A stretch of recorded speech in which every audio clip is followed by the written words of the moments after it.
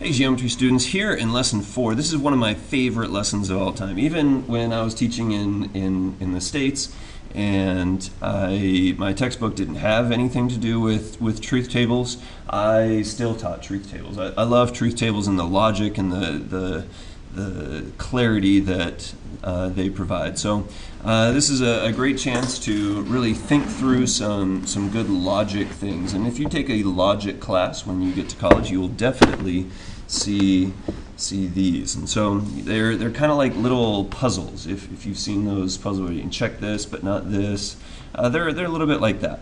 And we have all sorts of symbols that go along with this that we're going to have to learn.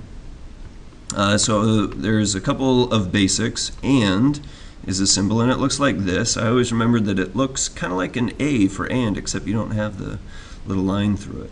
Or is this one. I have no reason to remember that it's that other than it's not the and one, which looks like an A. Negate, or the not symbol that we picked up earlier, that is that symbol, just the one wavy line. If we are given a conditional, if P then Q, that's we'd say usually if P then Q. We picked that up the other day. And then biconditional is going to be an arrow that goes both ways. So if P then Q, and if Q then P is implied by that statement.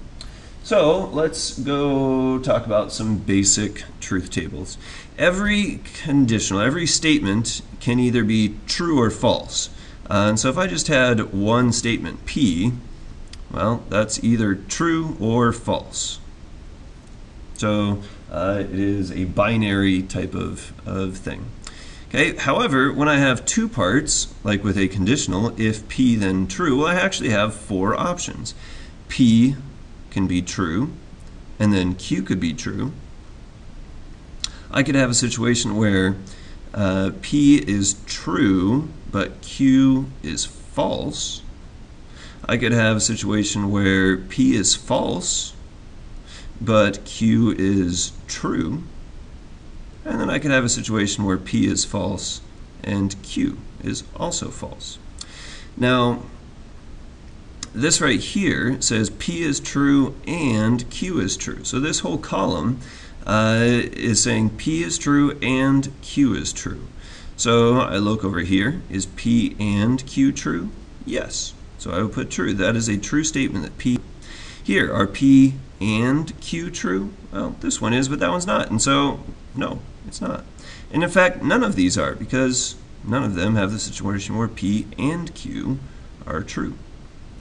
Now, just so you know, this setup right here, when we have four possibilities, is pretty standard. So the first one, we just do half of them, true, true, false, false. And then the other one, we do true, false, true, false. This is a standard way of doing it so that all of our truth tables wind up looking the same. Okay, so here, this is P or Q are true. In this case, is P or Q true? And the answer is yes. In fact, I have more than I need, so it definitely satisfies that condition. Okay. Here is one or the other true. Yes. Here also one or the other is true. Okay. But here is one or the other true. Well, no, neither of them are. So this is false. All right. And then finally, we have this negation thing. So if I just start out, P is either true or false. Well, the negation, well, not P. Well, the opposite of true is false. The opposite of false is true. Okay. So that takes care of our first set of basics. The next set of basics is conditionals. And here we see, okay, well, we have the same situation. We have P and we have Q. It's a conditional. So I'm going to set it up true, true, false, false, true, false, true, false. It's kind of like when you flip a coin. You could either, if you had two coins and you're flipping them, you could be either heads, heads, heads, tails, tails, heads, or tails, tails. We're covering all of our possibilities. All right, so this one can be a little bit tricky, so follow along. Okay, this conditional says that if P is true, then Q is true. If P is true, then Q is true. Well, here P is true. Is Q then true? Yes. Okay, the example that I've used for this for a number of years is actually deals with this. So if Ed buys a ring, then Lindy will marry him.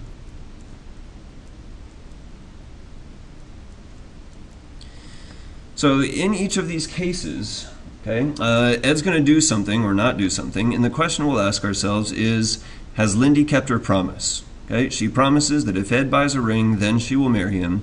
Okay, in this case, P, Ed buys the ring, Lindy marries him. Has Lindy kept her promise? Yes. Okay, here, Ed buys the ring. Lindy does not marry him. Did she keep her promise? No. This is a false statement. Okay?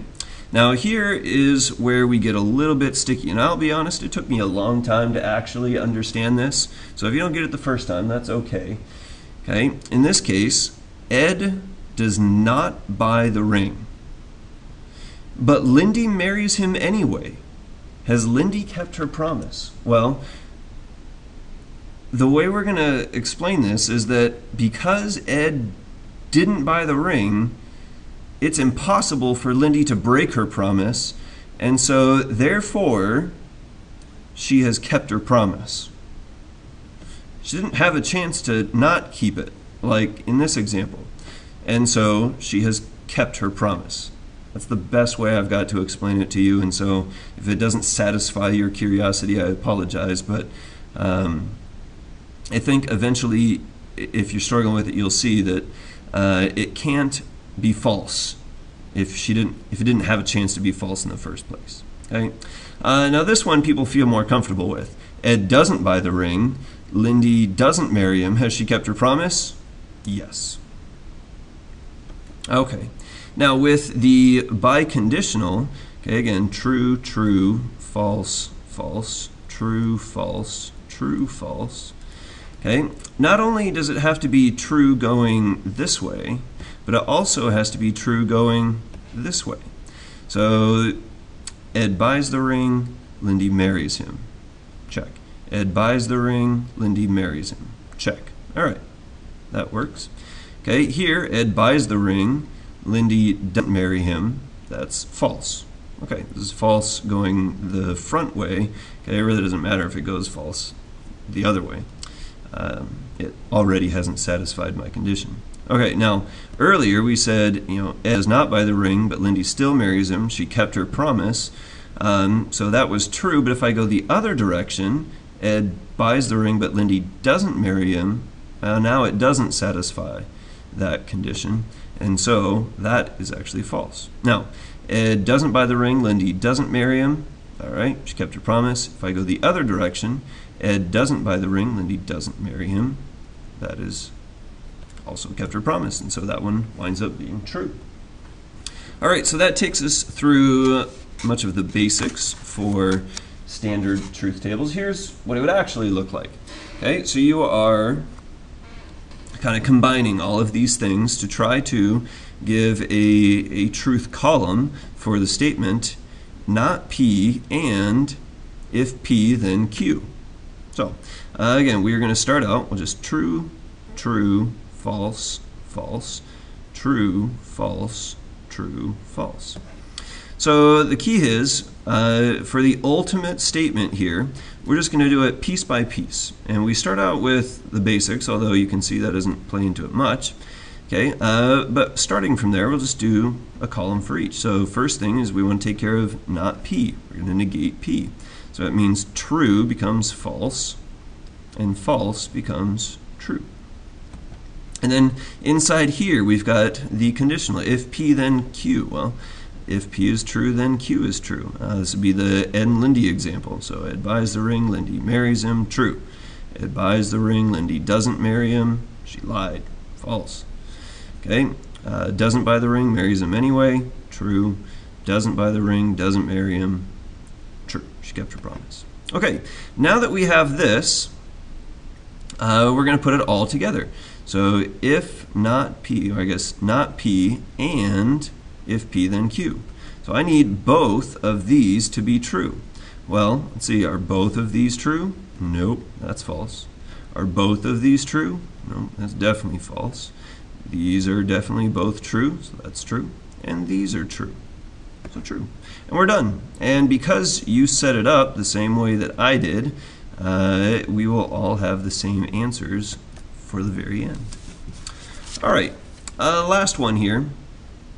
Kind of just the bigger challenge. Okay, you'll be charged with kind of eventually just making all of the columns yourself.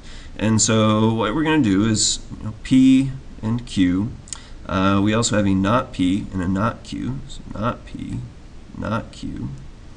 And let's see, we also want to do P or Q. So we'll just kind of say P or Q. Sorry, it's a little tough to fit these in here. Okay, and then we want one for not P or Q, so we'll put that here. Okay, and then we want one for this whole thing, so not P and not Q. And then we'll just say the whole thing over here. Okay, so we need to create one for every single opportunity or event. So we'll say true, true, false, false, true, false, true, false. Okay, and now we'll just start going piece by piece. I want to negate P, I want to negate Q, and so we'll say false, false, true, true, and then negating Q would be false, true, true. And then I've got, which one went over here? I want P or Q. Sorry, I should have written Q there. So P or Q. So either P or Q is true. That's true here, true here. One of them is true here, so that's true. But here, neither of them are true, so that's false. But now I want to take this whole thing and negate it. So I'm going to take all of these and negate them. You can see how if you tried to skip steps here, that would be real tough to keep track of in your head. So we just take these and write the opposite here. Now for this one, we're going to do the whole thing, except we're going to use not P and not Q. And I want the connector and. So are both of these true? Nope. Are both of these true? This and this true? Nope, that's false. These are also false. And, well, this one and this one are true, so that's true. All right, now we want the whole thing. So the final connector is this guy, the biconditional. So if this is true, then this is true. And if this is true, then that's true. Well, if you remember that Lindy example, this winds up both being true. So, ultimately, if they're both the same, then they are true. So that actually happens here for the first three. And then if this is true, then that's true. Yep. If that's true, then that's true. Yep, that's true. And in fact, all of these are true. And when that happens, that is called a tautology. Tautology. And no matter how I put this, it winds up being true. All right, that's it for truth tables. Have fun.